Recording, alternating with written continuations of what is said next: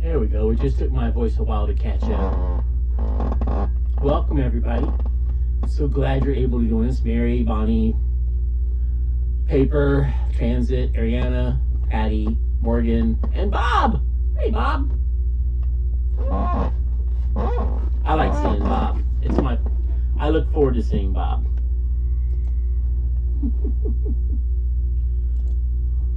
I'm easily entertained.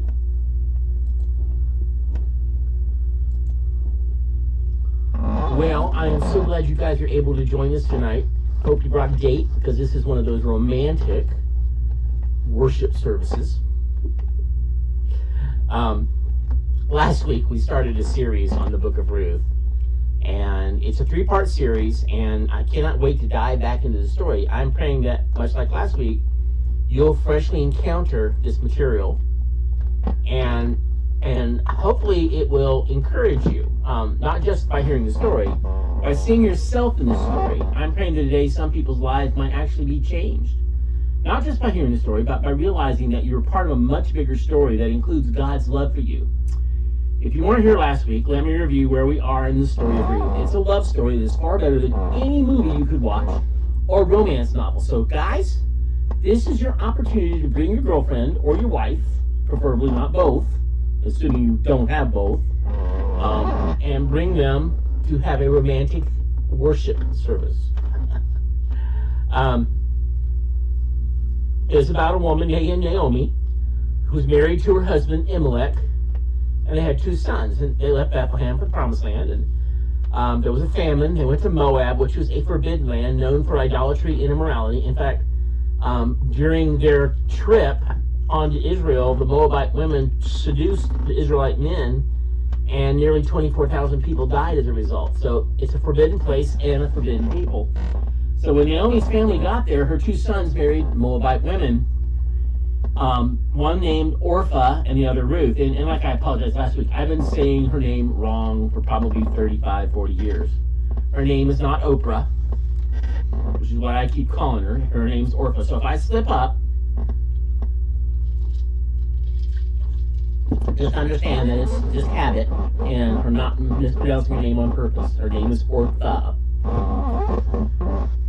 Orpah, I don't know, it's O-R-P-A-H.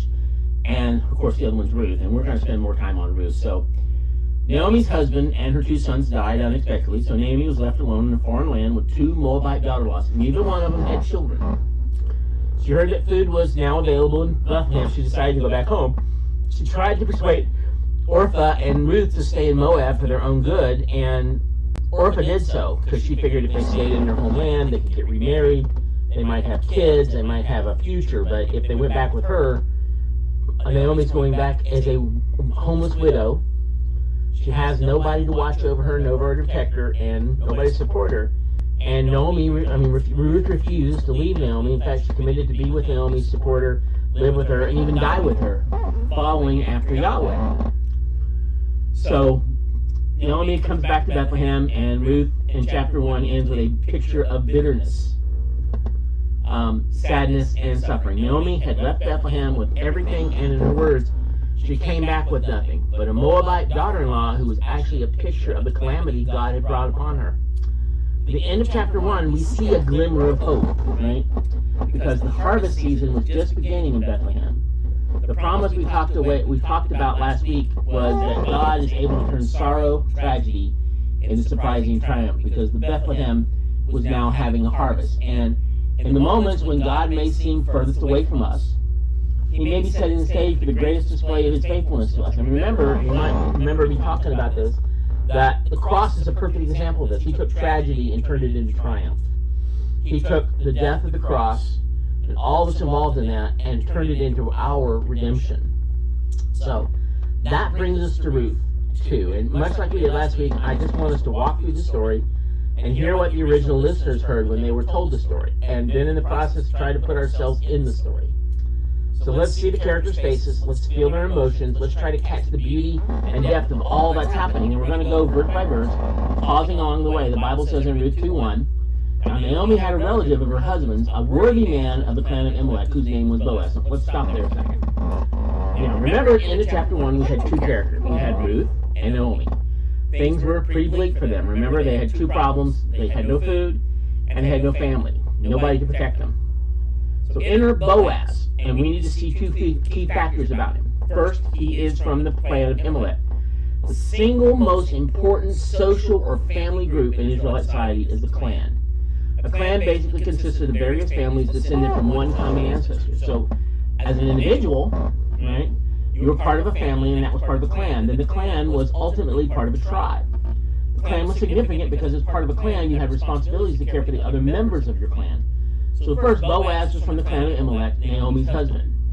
The second fact that Boaz is that he's described as a worthy man. Now, a lot of people think, well, maybe that's with reference to his wealth, but I don't think it's really what the Bible shows here. The same wording describes Gideon back in Judges 6 as a man of valor and might. Those are the same words here. So amidst the bleak ending of chapter 1 in the family, chapter 2 opens with a picture of a worthy man, a man of character in this family. At this point, right, so at this point, the narrator is telling us about Boaz just by way of information. Then he immediately shifts back to the picture of Naomi and Ruth in verse 2. And Ruth the Moabite said to Naomi, "Let me go to the field and glean among the ears of grain after him in whose sight I fell find favor." And she said to her, "Go, my daughter." Here's the deal. In Israel, God had set up kind of a care for the poor program. During harvest time, landowners and harvesters were commanded to leave grain in the corners of their fields in order to provide for those who had no food or land. Now understand, they're not going to get rich doing this. It would be enough to feed themselves. One commentator said it was like trying to survive in the past by bottle caps or recycling aluminum cans, but it was more than nothing, right? It was, you could sustain yourself. So Ruth set out to find a field where she could collect a little bit of grain for her Naomi. So basically, it's sustenance, but it's feeding. Anybody who was poor like Ruth was dependent on a landowner being willing to leave some grain here and there for those who were less fortunate, which, by Jewish law, they were required, but it didn't mean they all followed the law like they were supposed to. As Ruth went out, she was completely at the mercy of finding a kind landowner. To make matters worse for her, is that, as the author points out, she was Ruth the Moabite, the foreigner. And not just a foreigner, but a foreigner with a bad reputation because of where she's from. She was literally a woman without a clan who was going as a Moabite alone into the fields of the Israelites, trying to find somebody, right? Somebody who would let her collect just a little bit of grain. But with Naomi's permission, Ruth went out. Now listen to verse 3. This is good. So she set out and went and gleaned in the field after the reapers, and as she happened to come to the part of the field belonging to Boaz, which was the clan of Elimelech. Don't you love this? I mean, the word actually it uses there is, it says in our English, it just so happened. But the language here is intentionally dramatic. Literally, it says a chance, as luck would have it, in other words. The aim of the author is clearly to point out that this is no accident. This is not about luck. It's like he's saying, well, you know it, all the fields Ruth could have wandered into on that day in Bethlehem. She just happened to find herself in the field of Boaz. Then the writer says, just in case you forgot, Boaz is from the clan of Elimelech, right? Now don't miss what the Bible's teaching here. Nothing happens by accident. Not with the sovereign God who is in control. When right before I turned 50, I got very, very ill. Or right after I turned 50, I got very, very ill. Now I'm 63. That's been 13 years ago. And ended up in the hospital in a coma. Now, you don't need to go all the details. Just know that part of that, I was youth. I had been at Del Rio Community Church for almost 25 years, and I was the associate pastor. I did youth ministry, worship, led the worship, all this other stuff. I did all this stuff. But I got sick, ended up in the hospital, and ended up having to leave leave Del Rio because I wasn't physically able to do anything anymore. I ended up in a coma. It doesn't really matter, but the nurse's assistant changed my diet without permission.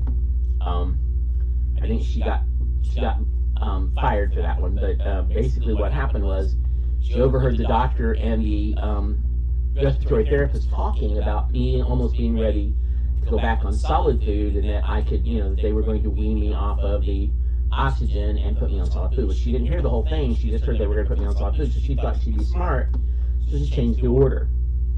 So here I am. I've been on liquid food for 2 weeks. I'm on oxygen, and I'm on pure oxygen. And you guys know what that means, right? Oxygen means that you've got a sedative, a numbing agent in the oxygen that keeps it from burning your throat. I've got pneumonia in one lung, right?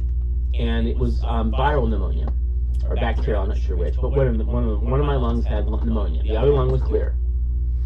And so they had me on oxygen to help me breathe, and so I was getting better. So this nurse's aide brings me a chicken dinner, grilled chicken with rice and other stuff. Doesn't really matter because I hadn't had solid food in a week and a half. So, I ended up eating the chicken, which was a bad thing because I couldn't feel things in my throat. And I ended up swallowing the chicken, and whole pieces went into my other lung, the clean one. Ended up with aspiration pneumonia.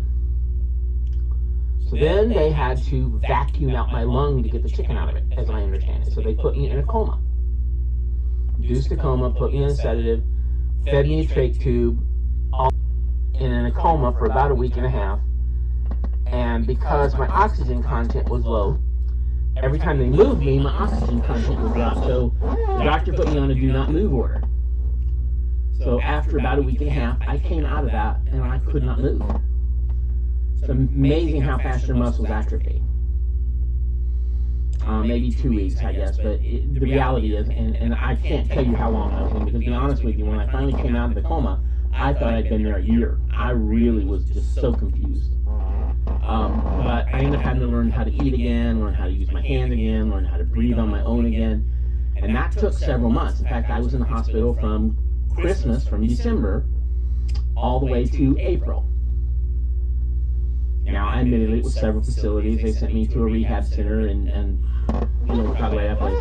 They sent me to a rehab center for respiration rehab, and I guess that's what it's called. And so I spent a month there, and they tried to kill me several times. Anyway, they got busted, and turned out that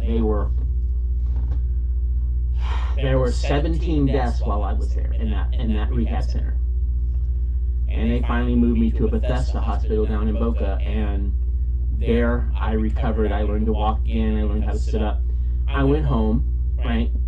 And because of my time in the hospital, I wasn't physically able to drive to Port St. Lucie anymore, and really couldn't depend on somebody else to come to get me. So I decided that I would resign my position at Del Rio Community Church. And so I talked to the pastor, and I talked to the associate pastor, and basically he said, you know what, we've got a church of about 150 people, and we've got 7 pastors. We just don't need 7 pastors. We had 7 pastors because we had merged 3 churches into one. And so I decided I would step down, and I stopped going. Well, I really wanted to minister, but I really wasn't physically able to do the kind of things that you need to do in ministry full time or even part time. So I ended up coming on Second Life, and I found Grace Baptist, and that's been 13 years. I've been at Grace Baptist almost 13 years. In fact, in August, it'll be 13 years. This coming August. You see, the reality is that my time, God took a tragedy, took a struggle, and that's why I'm telling you, it's not to say, oh boy, feel sorry for Pastor Mike. That's not the point here. God took a tragedy and he turned it into a triumph. Now I pastor a church that I love so much, and we have 3,000 plus people listening to our podcast on a weekly basis. You know, and maybe that's not a lot for some of the bigger churches, but to me that's huge. 3,000 people listening to our podcast on a weekly basis. They're going out on Apple iTunes. They're going out on iHeartRadio. All of those are podcasting our stuff. It just absolutely freaks me out, because it's just amazing. That's God's at work. Okay? So God can take tragedy and turn it into triumph. And so that's exactly what happened. And now here's the point. We are not driven by fate, folks. We are controlled by God. He's sovereign, and he's always working in ways we don't realize for the good of his people and for the glory of his name. Look at the next verse, it gets better. And behold, Boaz came from Bethlehem. So Boaz just happens to walk up at that time, right? Isn't that amazing? Here he is, he's sitting there, he comes, he shows up at the field. Here's the Lord of the manor, the Lord of the field, right? He's like a big guy. Big shot. And so he just happens to walk up there. And to be honest with you, it sounds almost like one of those romantic comedies, those super rom-coms that, it's just so unrealistic. But it's what God does. Things never happen that way. You start to, are you really buying this? It never happens, but I've been told that sometimes does. Here's the deal. With the God of the universe, the drama is always planned, and it always takes place in his perfect time and his perfect place. And behold, Boaz came from Bethlehem, and he said to the reapers, the Lord be with you, and they answered, the Lord bless you. So Boaz is like the knight in shining armor here, right? He comes, he shows up, the reapers greet him, that he's the big boss, right? And he blesses them. And then Boaz said to the young man who was in charge of the reapers, whose young woman is this? Now, notice he doesn't say, who is this? Basically, this is Hebrew for, hey, check her out. He doesn't ask who she is. Instead, he asks who she is. The author is bringing us back around to where we started this chapter. What family, what clan does she belong to? That highlights what, for the remainder of the book, is the most important question. Who does this woman belong to? Who will care for her and provide her? So the foreman replies. And she is from a young Moabite woman who came back with Naomi from the country of Moab. She said, please let me glean and gather among the sheaves after the reapers. And so she came, and she has continued from early morning until now, except for a short rest. In other words, the foreman said, this is a woman from Moab with no husband and no one to care for her or to provide for her. So Boaz sets out from where he is standing, walks past all the other workers in his field, and where does he go? He goes to Ruth. How's that for an Old Testament pickup line? Now listen, my daughter, do not go on to glean in any other field or leave this one, but keep close to my young women. Maybe it's not the most romantic pickup line, but it's pretty incredible when you think about it. Boaz addresses Ruth with a term of endearment and begins to tell her how he wants to care and provide for her. Listen to verse 9. Let your eyes be on the field that they are reaping, and go after them. Have I not charged the young men not to touch you? And when you are thirsty, go to the vessels and drink what the young man has drawn up. Now, what he's saying basically is saying, look, you stay in the field. You can glean from the harvest, and no one will harm you. Apparently, it was common that day for women from Moab, foreigners, to be mistreated or harmed in the field. It's interesting that the language here includes the same word that was used back in Ruth 1:14 when Ruth clung to Naomi. Just like Ruth said to Naomi, I'm staying with you. Now Boaz is saying to Ruth, you stay here in my field. You will be provided for, even to the point of getting replenished by drinks that my men provide. Now, let me tell you something. That little fact, which we don't think that much of, is a shock. This is a culture where women draw water for men and foreigners draw water for Israelites. Ruth is a foreigner and a woman, and she's about to drink water drawn by Israelite men for her. This is amazing, right? Well, he's saying, look, I'm going to care for you, and I'm actually protecting you and providing for you. They're just freaky, man. Now, I know that's really a theological term, they're freaky. Okay? Well, this is how Ruth responds. She fell on her face, bowed to the ground, and said to him, why have I found favor in your eyes, that you should take notice of me, since I am a foreigner? But Boaz answered her, right? Boaz answered her and said, all that you have done for your mother-in-law, the death of your husband has been fully told to me, and how you left your father and mother and your native land and came to a people that you did not know before. The Lord repay you for what you have done, and a full reward will be given you by the Lord, the God of Israel, under whose wings you have come to take refuge. Now, it may seem a little overdramatic, but the original readers, they immediately saw that Ruth was profoundly grateful and very humble. The language here, the reader immediately remembers that at the start of the day, Ruth set out in search of somebody who would show her favor. Now it's like she's saying, I found the one I was looking for, and he's exceeded all my expectations. She knows this is mercy far beyond what she could have fathomed. She is awed that he has even noticed her, even more so that she is showing her some kindness. Then sets up with what is probably the most important interchange in the Old Chapter. Listen to what Boaz says in chapter verse 11. He reminds her of all that she's done. Those words are majestic and they're poetic in the original language. As Boaz talks about how God is a rewarder and a refuge for Ruth, in light of all she's done for Naomi, listen to how Ruth responds to that one. Then she said, I have found favor in your eyes, my Lord, for you have comforted me and spoke kindly to your servant, though I am not one of your servants. Basically, Ruth is saying, I am of the lowest rung of the social ladder, and you, the Lord of the harvest, have spoken to me? You have comforted my heart. Once again, just like Naomi was silenced by Ruth's words in chapter 1, Boaz is not silenced by Ruth's words in chapter 2, at least until later in the day. Right? And at the mealtime, Boaz said to her, come here and eat some bread and dip your morsel in the wine, actually in the vinegar. So she sat beside the reapers, and he passed her roasted grain, and she ate until she was satisfied, and she had some left over. Now, yes, this is the very first romantic date in the book of Ruth. All written, right? Over a meal, or a romantic meal, over more than just a meal. This is an awesome picture. And it's shocking. Boaz offers her food, literally serves her food. He goes to this Moabite woman and says, here's some bread, you can dip it in the vinegar. Here's what I think, it's sort of like they went to macaroni grill. Well, this is the barley grill. And they sat outside and they split a meal, and he serves her. And that's a shock, because number one, he's an Israelite man, and number two, he's a wealthy man.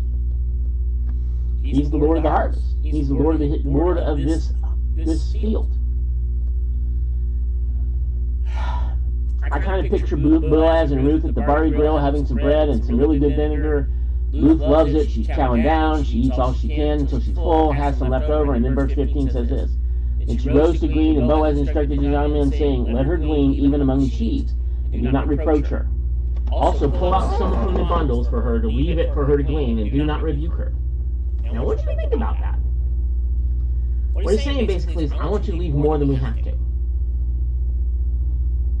Basically, he calls his reapers, oh guys, you got to help me out on this thing. He makes sure Ruth is not only protected, but provided for.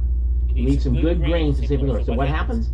So she gleaned in the field until evening, and then she beat out what she gleaned, and it was about an ephah of barley. Now, what's an ephah? Well, an ephah is about 30 to 50, it is like 30 to 50 pounds of barley. It's a half a bushel, 2/3 of a bushel. For an ancient Babylonian, the average ratio of a male worker who was 1 to 2 pounds a day. And in one day, she gleaned 30 to 50 pounds. Now think about that. That's at least half a month's wages in one day. And here's how we know